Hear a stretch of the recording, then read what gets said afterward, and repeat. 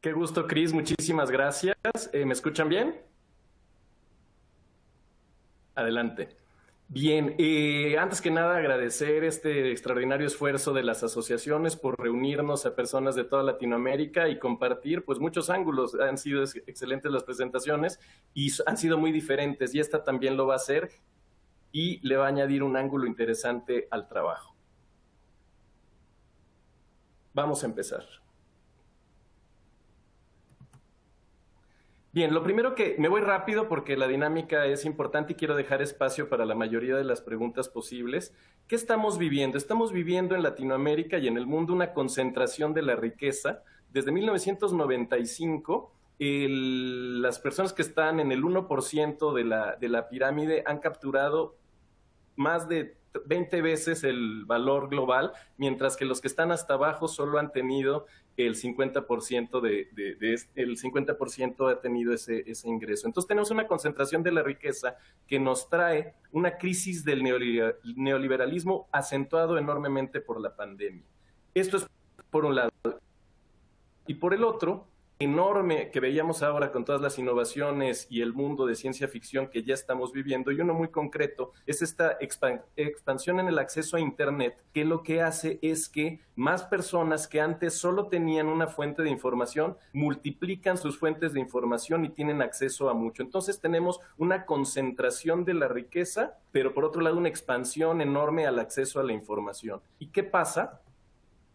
Pasa que hay una explosión y visibilización de tensiones y problemáticas. En nuestros países no es nueva la injusta distribución de la riqueza, el hambre, la pobreza, la violencia, la migración, la poca tolerancia a la diversidad sexual, etcétera, ¿no? Todos estos problemas siempre los venimos arrastrando, sin embargo, hoy tienen una visibilidad tremenda y esa visibilidad tremenda de las inconformidades, injusticias que vivimos en nuestros países, tienen una explosión y generan un ánimo social de gran frustración y molestia. ¿Y qué sucede? Pasa que hay una crisis de los sistemas de representación. Ya los cambios políticos que estamos viendo en la región son descomunales, los partidos clásicos se desbaratan, ya no tienen el acceso que tenían antes y el control de los procesos políticos. Socialmente hay unos cambios radicales, culturales, definitivamente se está moviendo lo que era una sociedad conservadora, están abriéndose muchas demandas sobre inclusión, sobre diversidad, sobre incorporación y sobre nuevas formas de pensar y de relacionarnos.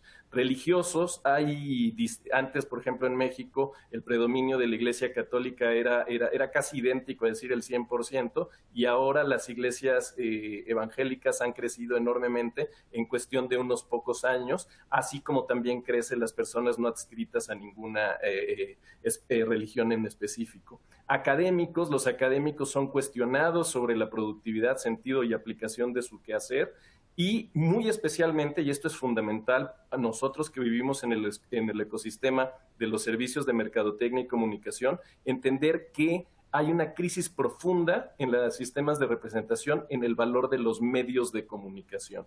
Así como las agencias de investigación de mercados de opinión pública, estamos en un proceso de transformación de la industria. ¿Qué decir de los espacios mediáticos que han sido totalmente transformados y, entre otras cosas, porque han perdido la validez y la credibilidad? Acá en México había antes un líder de opinión que se sentaba en las noches, daba las noticias, Jacobo Zabludovsky, decía, esto lo dijo Jacobo y era versión universal, era verdad universal. Hoy eso ya no pasa en nuestros países. Nadie tiene el monopolio de la transmisión de la información.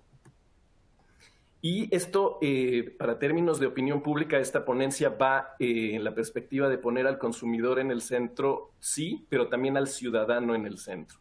Y tenemos unas crisis de las fuentes de credibilidad muy importantes. Entonces tenemos periódicos líderes como el Clarín en Argentina, El Comercio, El Tiempo, Reforma, y otros periódicos relevantes en nuestros países, que dejan de pesar, dejan de importar, y no digamos la televisión. Y esta credibilidad se transfiere a las redes sociales, a Twitter, a Instagram, a TikTok, etcétera. Y esto es un cambio importantísimo porque mientras que los medios tradicionales tienen filtros que funcionan de determinada manera, sus estilos, sus políticas, en las redes sociales es la ley de la selva. Y se generan entonces unas tremendas licencias de la posverdad, ¿no? Este tema de las fake news, de los otros datos, de las realidades alternas, los estamos viviendo en todos nuestros países. Y esto no fue ajeno a sociedades pues más ricas, más avanzadas, con mayor escolaridad como los Estados Unidos, que se le metió en el corazón de grandes sectores de la población que ya están generando sus propios relatos, sus propias historias, sus teorías de la conspiración. Por ejemplo, Lexia, tenemos trabajo en México y en Estados Unidos, yo vivo en Washington, y a unas cuadras de Washington, D.C., a unas cuadras de mi casa, dada una teoría de la conspiración, de repente en una pizzería a unas cuadras de mi casa, llega un tipo armado a rescatar a los niños que estaban siendo traficados y abusados sexualmente por Hillary Clinton y otros demócratas, y llega, entra a la pizzería, rompe todo y dice, ¿dónde está el sótano?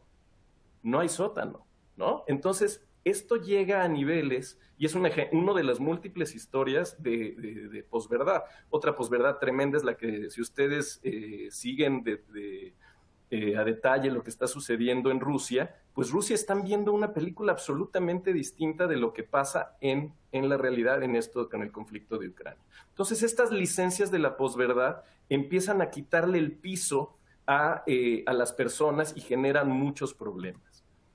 ¿Qué problemas? A río revuelto, ganancia de los polarizadores. Es decir, hay confusión, hay poca credibilidad, hay necesidad de asirse a algo, y entonces viene este tema de los hombres fuertes, que es un fenómeno que está sucediendo no solo en Latinoamérica, sino en todo el mundo. Está ahí Vladimir Putin, Donald Trump, Bolsonaro, Orbán en Hungría, Duterte, Hugo Chávez, Narendra Modi, Andrés Manuel López Obrador, que en mensajes muy simplificados, muy básicos, están ayudando a dar una claridad y una historia a sus poblaciones, y esto les da una ganancia política importantísima. Y esto también lo conectamos entonces con uno de los principios básicos del mundo de la publicidad. El mundo de la publicidad y la construcción de una imagen de marca y un posicionamiento ha descansado enormemente en la diferenciación y el contraste, en ser distinto a los demás. Pero este principio, aquí vemos esta imagen del agua y el aceite, si todos empezamos a ser distintos a los demás y no conectarnos unos con otros, genera problemas muy importantes en el tejido social. Lo ejemplifico con esto, es un ejemplo de Estados Unidos, pero si lo hiciéramos en en Perú, en Colombia, en México. Colombia recientemente ha vivido esta elección donde fue clarísima la enorme polarización y la ha sufrido durante mucho tiempo. Este es un ejemplo que nos muestra un momento de la disputa política en Estados Unidos, y veamos qué pasa en las interacciones en las redes sociales entre simpatizantes demócratas, que son los puntos azules, y los simpatizantes republicanos, que son los puntos rojos. Y los blancos son los independientes. Están definitivamente viviendo otros mundos. Si percepción es realidad, ellos están abrevando de distintos relatos totalmente diferenciados, que es lo que busca la publicidad y la distinción, y esto genera fracturas sociales tan grandes como las que estamos viendo en nuestros países e inclusive en los propios Estados Unidos y en casi todas partes del mundo.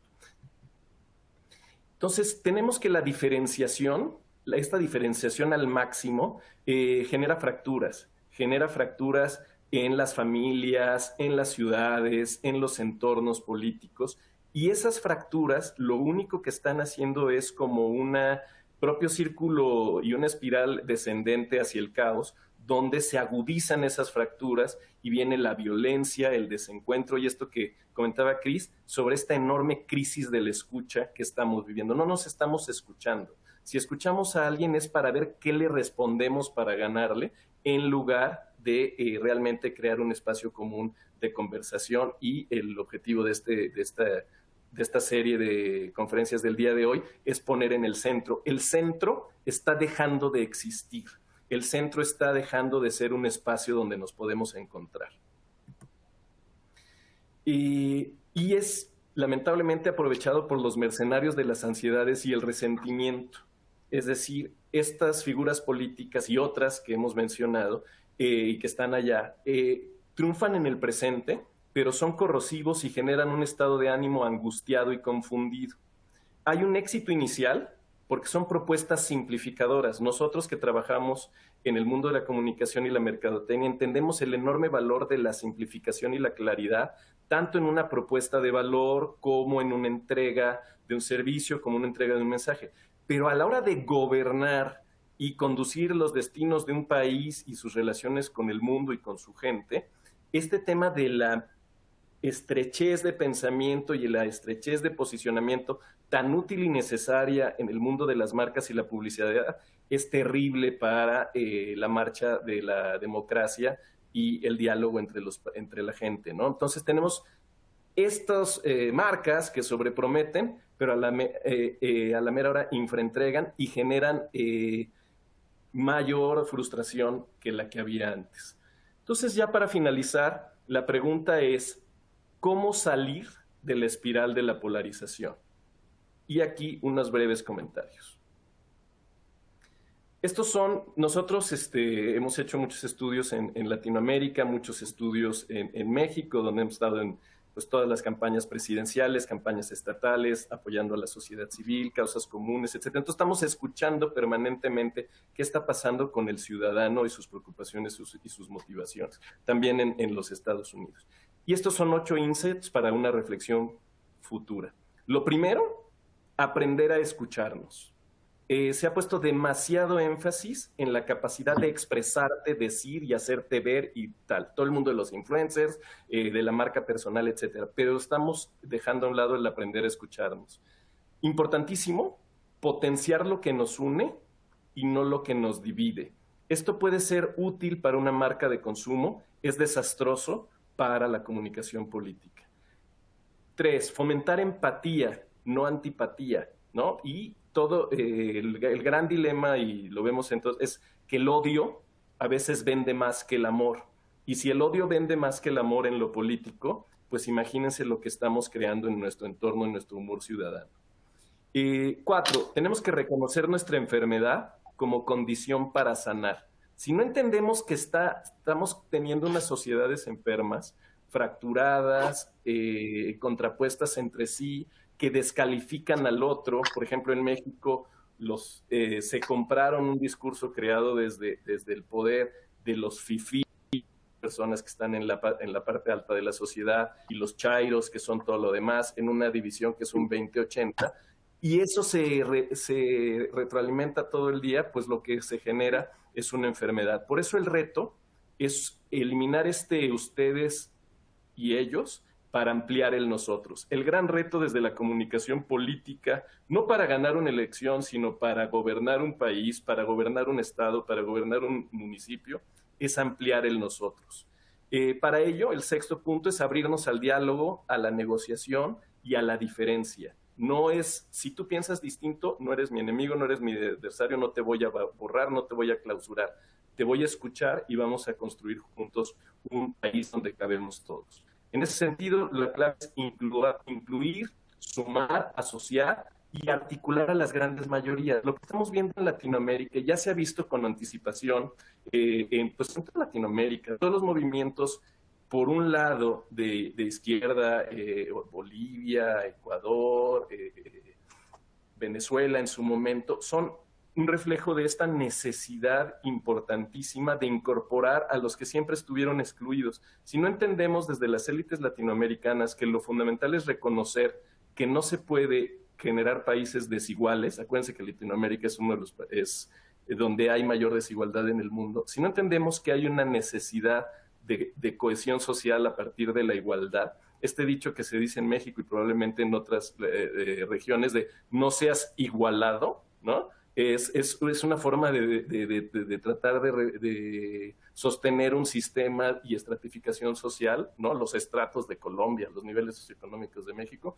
que ya no se sostiene. Hay que reunirnos en el centro.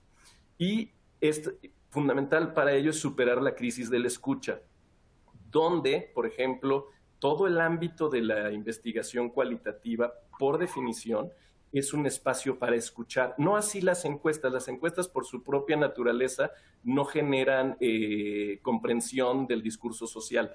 Lo miden, pero no lo comprenden. El reto entonces es para quienes también hacemos medición, pero para quienes nos dedicamos a entender, comprender a la gente, tenemos que superar la crisis de la escucha. Muchísimas gracias y estoy abierto a sus preguntas.